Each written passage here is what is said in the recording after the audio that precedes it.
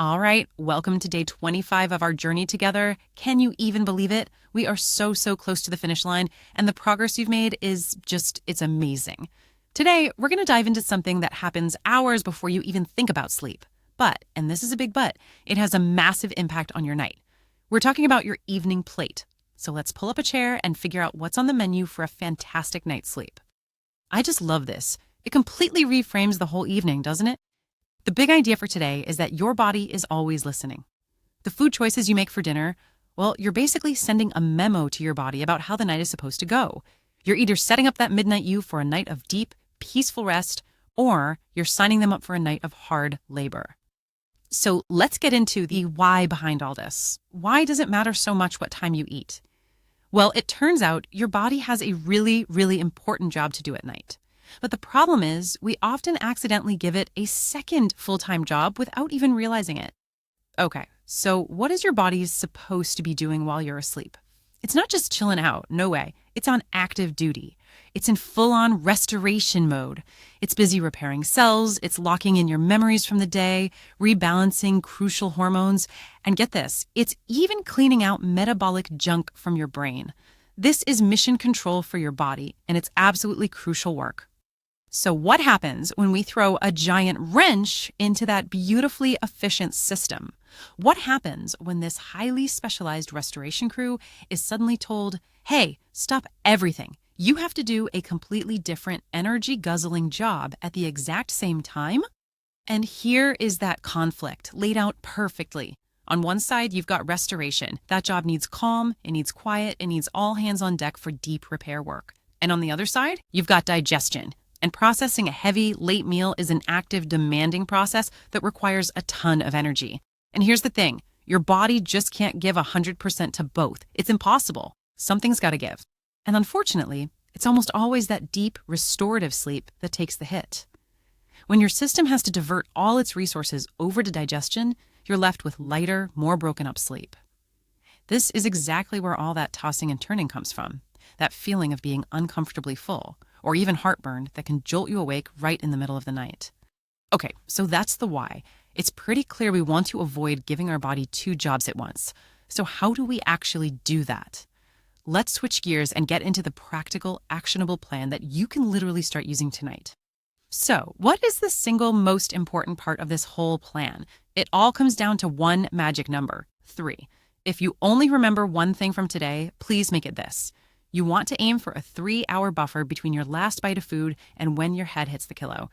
Think of it as your sleep runway. You need that space for a smooth takeoff into deep sleep.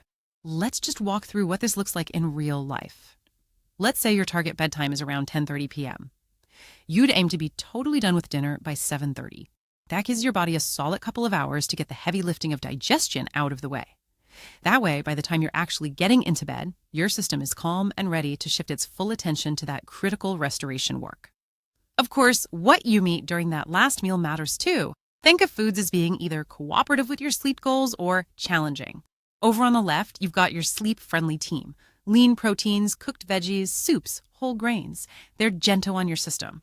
But on the right, you've got the stuff that makes your body work overtime. That giant steak, a super spicy curry, or a rich, creamy pasta.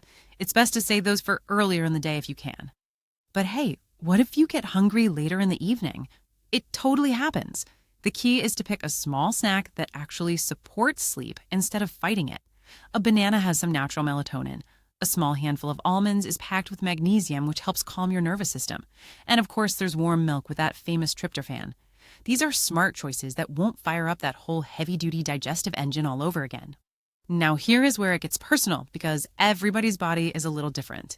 This is your chance to become the lead scientist in your own sleep experiment. Your sleep diary is the perfect tool for this. Start jotting down what you ate for dinner and then how you slept that night. You might find a surprising connection, like that spicy food gives you restless legs, or a sugary dessert always leads to a 3 a.m. wake-up. Pay attention and start connecting the dots. Okay, let's talk about our mindset here for a second. It is so easy to see this 3-hour buffer as just another restrictive, annoying rule to follow. But I really want us to try and reframe this. This isn't a rule, it's a gift. Exactly. This space you're creating, this buffer, it's an act of respect for your body and its natural rhythms. You're honoring that transition from your busy, active day to the quiet, restorative night. You are literally clearing the deck so your internal repair crew can get to work without any distractions. And please, please hear this. You do not have to be perfect. Life is going to happen. There will be late dinners with friends, birthday parties, and just nights where the plan goes out the window. And that is completely okay. The goal here is consistency, not perfection. It's about making this your default habit on most nights. And the reward for giving yourself this gift? Oh, it's so good. We are talking about deeper, more restorative sleep. We're talking less tossing and turning. And here's a really cool one. Waking up and actually feeling hungry for breakfast. That is such a clear sign that your body had a proper break and is ready to refuel. It's your body's way of saying, thank you, I got the job done last night. You are doing an incredible job. Rest well tonight, and I will see you tomorrow for day 26. And tomorrow, we're going to pause and take a look back at this whole journey. So make sure you have your sleep diary handy because I think you are going to be absolutely amazed at how far you've come. See you then.